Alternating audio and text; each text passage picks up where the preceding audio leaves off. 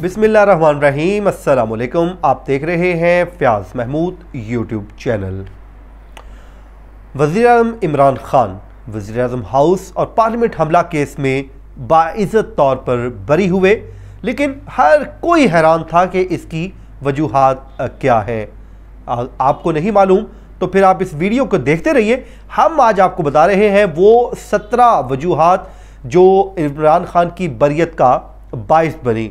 ना सिर्फ इमरान खान की बरियत का बाइस बनी, बल्कि उनका जो एक मौक़िफ़ था कि उनके ख़िलाफ़ ये मुकदमा सियासी बुनियादों पर बनाया गया है, वो भी अब अदालत में साबित हो चुका है, अदालती फ़ैसले का हिस्सा बन चुका है। मुस्लिम लीग नून से एक ऐसी गलती हुई जो गलती उनके गले की हड्डी बनी और उसके बाद बिल आखिर इमरान खान इस मुकदमे में बाइज़्ज़त तौर पर बरी हो गए। ना सिर्फ वो बरी हुए बल्कि बाकी जो मुल्ज़िमान हैं, जिसमें वज़ीर ख़ारजा हैं, वज़ीर तालीम हैं, वज़ीर दिफ़ा हैं, तमाम के तमाम मुल्ज़िमान के बरियत की राह हमवार कर गया है ये फ़ैसला। 17 वो वजूहात क्या है वो हम आपको बता देते हैं जो अदालत ने अपने इस फ़ैसले में लिखी है। सबसे जो पहली रीज़न इस फ़ैसले में लिखी गई है वो ये है कि 30 अगस्त 2014 को की रात 10:15 पर ये पेश आने वाले वाक़े का मुकदमा दूसरे रोज़ दर्ज किया गया। यानी कि वाक़या हो रहा है 30 अगस्त की रात को और 10:15 पर, लेकिन उसका जो मुकदमा है वो अगले रोज़ दर्ज किया गया। जबकि जो थाना है जाए वकुआ से सिर्फ 2 किलोमीटर से भी कम फासले पर वाक़या है। तो ये उसके बावजूद अदालत कहती है कि 16 घंटे क्यों लगे इस मुकदमे को दर्ज करने में, FIR काटने में। जबकि तीसरी जो रीज़न सामने आई है उसमें यह है कि पार्लियामेंट के सामने रेड जोन में पेश आने वाले वाक़े का मुकदमा फौरी दर्ज ना कराने की कोई माकूल वजह भी नहीं बताई गई। प्रोसिक्यूशन ने, जो पुलिस है, उसने आज तक इस पर कोई रीजनिंग नहीं दी कि रीज़न क्या बनी कि 16 घंटे इस ताख़ीर क्यों हुई इस मुकदमे को दर्ज करने में। जबकि फोर्थ रीज़न जो सामने आई है वो ये है कि इमरान खान के ख़िलाफ़ मुकदमे में कत्ल, इक़दाम कत्ल, दहशतगर्दी या दीगर जराइम के इर्तिकाब का इल्ज़ाम ही आयद नहीं किया गया। हालांकि ये मुकदमा इंसदाद दहशतगर्दी की अदालत में ज़ेर समाअत था, लेकिन उसके बावजूद इसमें कोई इल्ज़ाम आयद नहीं किया गया। जबकि इमरान खान पर बतौर सरबराह सियासी जमात कारकुनान को वज़ीर-ए-आज़म हाउस पर हमले और सरकारी इमलाक को नुकसान पहुंचाने के लिए उकसाने का इल्ज़ाम है। ये FIR में सामने आया था जो अदालत ने अपने फैसले में भी तहरीर कर दिया है। उसके आगे अदालत क्या कहती है वो इंटरेस्टिंग है। अदालत कहती है कि इमरान खान पर इल्ज़ाम है कि उन्होंने कारकुनान को सियासी तकारीर से पार्लियामेंट और वज़ीर-ए-आज़म हाउस पर हमले के लिए उकसाया। जबकि 7वीं रीज़न अदालत ये देती है कि इमरान खान की तकरीर की वीडियो रिकॉर्डिंग या ट्रांसक्रिप्ट को रिकॉर्ड का हिस्सा ही नहीं बनाया गया। एक तरफ प्रोसिक्यूशन कहती है कि उन्होंने अपनी तकरीर के ज़रिए कारकुनों को उकसाया, लेकिन जिस तकरीर में उकसाया गया उसका ना तो ट्रांसक्रिप्ट रिकॉर्ड पर लाया गया, ना ही उसकी तकरीर रिकॉर्ड पर सामने लाई गई। जबकि 8वीं रीज़न अदालत ये देती है कि पुलिस ज़िमनी चालान के मुताबिक इमरान खान ने कारकुनों को एक पत्ता भी, यानी कि दरख्त का एक पत्ता भी तोड़ने और सरकारी इमलाक को नुकसान पहुंचाने से 2 टोक मना किया। यानी कि उसी मुकदमे में पुलिस जो अपना ज़िमनी चालान दे रही है उसमें यह फरमा रही है कि इमरान खान ने तो अपने कारकुनों को हदायत दी कि आपने किसी एक पत्ते को भी नहीं तोड़ना और सरकारी इमलाक को नुकसान नहीं पहुँचाना। ये वही पुलिस है जो पहले मुकदमा दर्ज करती है, लेकिन ज़िमनी इंतखाब जो इलेक्शन आता है उसमें आके ज़िमनी चालान में वो अपने पहले वाले मौक़िफ़ से पीछे हट जाती है। जो 9वां इसमें सामने आ रहा है जी पॉइंट वो ये है कि तकरीर के वाज़ेह अल्फाज की गैर मौजूदगी में इमरान खान पर सरकारी इमलाक और इदारों पर हमले के लिए मुश्तइल करने के इल्ज़ामात नाकाफ़ी हैं। 10वां जो पॉइंट सामने आया जिसमें तहरीरी फैसले में रीज़न दी गई है वो ये है कि प्रोसिक्यूशन के मुताबिक PTI और पैट यानी कि पाकिस्तान अवामी तहरीक की क़यादत ने 21,000 कारकुनों को पार्लियामेंट और वज़ीर-ए-आज़म हाउस की जानिब पेश कदमी की हदायत दी।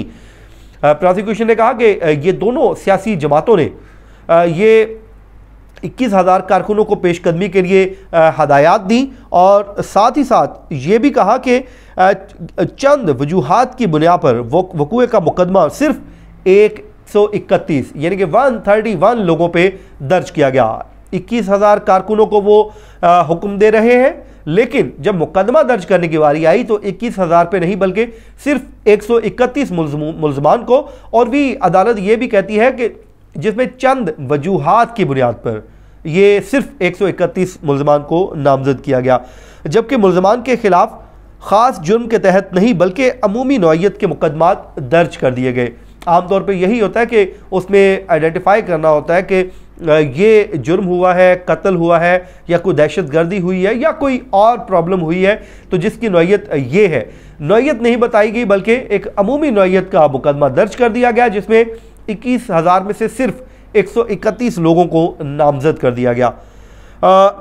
अदालत आगे चलकर यह कहती है कि अगर वकूआ के रोज़ इस्लामाबाद में दफ़ा 144 नाफिज था तो तमाम 21,000 लोगों के खिलाफ कार्रवाई होनी चाहिए थी।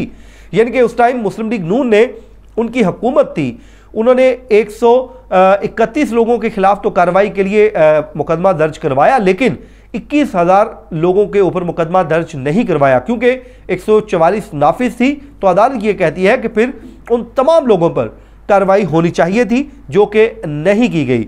ये रीज़न है जी। उसके बाद अदालत ये भी कहती है कि इतने बड़े हजूम को दफ़ा 144 नाफिज होने के बावजूद इस्लामाबाद और बिलखसूस रेड जोन में दाखिल होकर धरना देने की इजाज़त क्यों दी गई।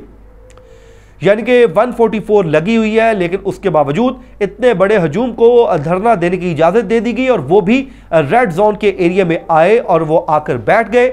और इस पे अदालत ने सवाल उठाया है मुस्लिम लीग नून की उस वक्त की हुकूमत पे कि आपने ये इजाज़त ही क्यों दी थी, जबकि अदालत ये कहती है कि पब्लिक प्रोसिक्यूटर, जो प्रोसिक्यूटर हैं, उन्होंने इस में एतराफ़ किया कि ये मुकदमा सियासी मुखालफत में दर्ज किया गया था। यानी कि वही मौक़िफ़ है जो इमरान खान लेते थे। अब अदालत ने वो मौक़िफ़ सामने लिखा है जो प्रोसिक्यूटर ने अदालत में दोहराया। अदालत ने कहा कि जब ये मुकदमा कायम किया गया तो वो सियासी मुखालफत में किया गया, क्योंकि इमरान खान मुस्लिम लीग नून या मियां नवाज शरीफ के सियासी मुखालिफ थे। तो यही रीज़न एक बनी कि जिसकी बुनियाद पर यह मुकदमा दर्ज कर दिया गया, और जिसमें इमरान खान, सदर आरिफ अलवी समेत तकरीबन 131 लोगों को नामजद कर दिया गया। 16वां पॉइंट जो सामने आता है वो भी पब्लिक प्रोसिक्यूटर के हवाले से अदालत ने बात की है, जिसमें अदालत ने कहा है कि कोई ऐसे शवाहिद इकट्ठे नहीं किए गए जो प्रोसिक्यूशन को केस में फ़ायदा दे सके। यानी कि उस टाइम शवाहिद इकट्ठे नहीं किए गए, मुकदमा दर्ज कर दिया गया, लेकिन इसमें कोई भी ऐसे शवाहिद इकट्ठे नहीं किए गए कि जो अपने इल्ज़ामात को साबित कर सके कि हम जो अदालत में जो FIR काटी है, जो इस वक्त हम मुकदमे में खड़े हैं, वो हम साबित कर सके।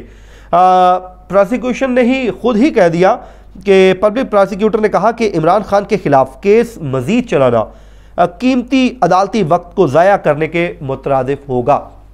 जी हाँ, ये अदालत में कहा गया, जिसके बाद अदालत इस नतीजे पर पहुंची कि वो इमरान खान को इस मुकदमे में बाइज़्ज़त तौर पर बरी करती है, क्योंकि जो मुद्दई पार्टी है वो खुद ही कह रही है कि हमारे पास ऐसे शवाहिद नहीं है, और शवाहिद ना होना अदालत का कीमती वक्त को जो है नुकसान पहुंचाएगी। लेकिन ये वही प्रोसिक्यूशन है जो गुज़श्ता चंद साल पहले जब हम पेश होते थे इसी केस में, देखते थे जब इमरान खान का स्टेटस जो इश्तिहारी का था, जब वो आते थे तो वही प्रोसिक्यूटर कहते थे कि हमारे पास इसका शवाहिद मौजूद हैं, आप मुकदमे को चलाएं। लेकिन अब वही प्रोसिक्यूशन जो है वो ये समझती है कि इसमें शवाहिद नहीं है, तो इस मुकदमा, और ये मुकदमा वैसे भी सियासी नौइयत का है, तो इसलिए ये मुकदमा चलाना अब अदालती वक्त का ज़िया है। तो ये है जी वो मुकदमे के तहरीरी जो वजूहात थी आपके साथ शेयर करनी थी। इसमें पार्लियामेंट और जो वज़ीर-ए-आज़म हाउस पे ये अटैक का केस था जो 2014 में धरने हुए थे, और उस वक्त 30 अगस्त की रात को आपको याद होगा रेड जोन के एरिया में शेलिंग हुई थी, और उसी शेलिंग के नतीजे में ये तोड़ फोड़ हुई थी। तो जिस वक्त मुस्लिम लीग नून की हुकूमत थी और मुस्लिम लीग नून ने मुकदमात ये दर्ज करवाए थे, और मुस्लिम लीग नून का आज भी मौक़िफ़ यही है कि ये सरकारी इमलाक को जो नुकसान पहुंचा था, पार्लियामेंट पे या वज़ीर-ए-आज़म हाउस पे हमला हुआ था, वो इमरान खान और डॉक्टर ताहिरुल कादरी की जो क़यादत में उस वक्त धरना जारी था, उन्हीं की हदायत पर ये हमला करवाया गया। लेकिन अब क्योंकि अदालत ने फैसला दे दिया है तो हम वही बात करेंगे जो अदालती फैसला है। तो अदालती फैसले के मुताबिक इमरान खान इनोसेंट हैं, अदालत ने उनको बरी कर दिया है। तो उसके बाद अब ये मुकदमा जो है वो अपने मंतकी अंजाम तक पहुंच चुका है। अब देखते हैं प्रोसिक्यूशन इस पे अपील में जाती है या नहीं, लेकिन मुझे नहीं लगता जाएगी, क्योंकि उसकी रीज़न ये है कि वो खुद ही अदालत में कह चुके हैं कि इस मुकदमे को चलाना अब मज़ीद अदालती वक्त ज़ाया करने के मुतरादिफ होगा। तो ये था जी आज का हमारा वीलॉग जो आपके साथ शेयर करना मकसूद था। तो आप इस चैनल को लाइक कीजिए, कमेंट कीजिए और अपना फीडबैक ज़रूर दीजिए, और मुझे दीजिए अगले वीलॉग तक के लिए इजाज़त। अल्लाह हाफिज़।